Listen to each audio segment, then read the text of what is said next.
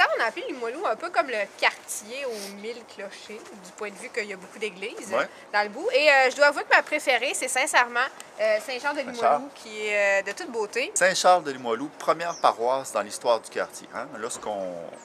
De plus en plus de gens viennent s'installer ici, mais pendant longtemps, c'est la paroisse Saint-Roch qui couvre ici. Donc, il y a comme une desserte. Les curés partent de l'église Saint-Roch, ils viennent donner des messes ici.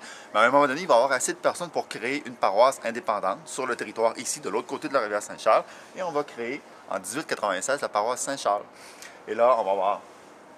Le secteur va avoir sa propre église, ses propres curés, ses propres prêtres et tout ça. Et là, au fur et à mesure que le secteur va se développer, de plus en plus de monde, éventuellement, l'église va se mettre à déborder.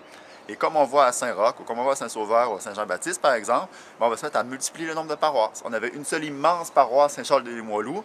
On va la découper pour créer d'autres paroisses. Par exemple, Saint-François d'Assise en 1914, Saint-Fidèle, Stadacona, Saint-Esprit, Saint-Pascal, etc. Ce qui fait en sorte qu'on pense que, bon, Limoilou, le quartier au Sans-Clocher, tout ça, oui, parce que c'est un quartier très, très grand, qui est devenu extrêmement populeux. Et donc, pour desservir un grand quartier avec beaucoup de monde, on a créé plusieurs paroisses, de là, plusieurs églises. Et donc, on va vraiment là, multiplier le nombre de paroisses. Saint-Charles va rester vraiment la paroisse mère, la paroisse originelle. Mais au fur et à mesure, plusieurs autres églises vont apparaître sur le territoire du quartier pour desservir cette population-là qui va se multiplier extrêmement rapidement. Hein? Alors que de l'autre côté, par exemple, durant la crise des années 30, parce que tout va mal partout, Limoilou va quand même continuer à grimper. Le développement va tellement fort que même des années de crise économique très fortes ne vont pas freiner ce développement-là. Et donc, la population va continuer à croître et la multiplication des paroisses va aider à desservir cette population-là qui n'arrête pas de monter.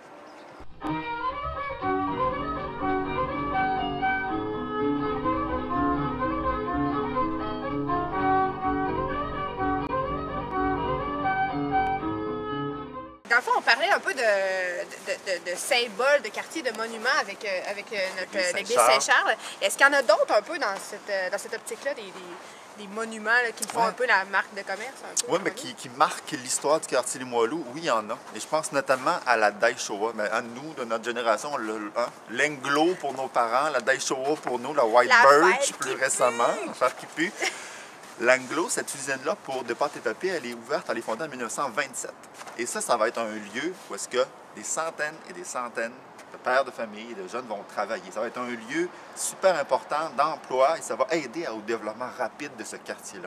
D'avoir des grosses usines qui vont se multiplier à côté de l'Anglo, le long du fleuve, ça va vraiment aider au développement de ce quartier-ci. Parce qu'il va y avoir de l'emploi pour ces gens-là.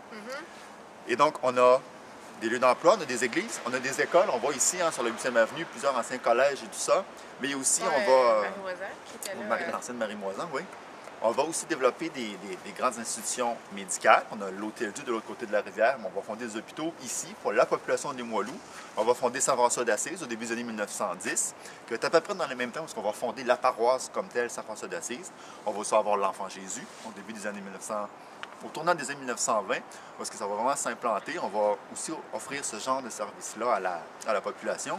Puis aussi, un autre grand témoin de l'histoire du quartier, c'est le parc de l'exposition provinciale. Hein. Ce qui est Expo Cité aujourd'hui, ce qu'on a été très longtemps à Expo Québec, lorsqu'on va développer le quartier de Limoilou au début du 20e siècle, pour essayer d'attirer des promoteurs, puis d'essayer d'attirer des gens. On va vouloir avoir des lieux prestigieux. Et on va développer tout ce site-là, avec l'hippodrome, avec un site pour une exposition, une fête foraine à chaque été.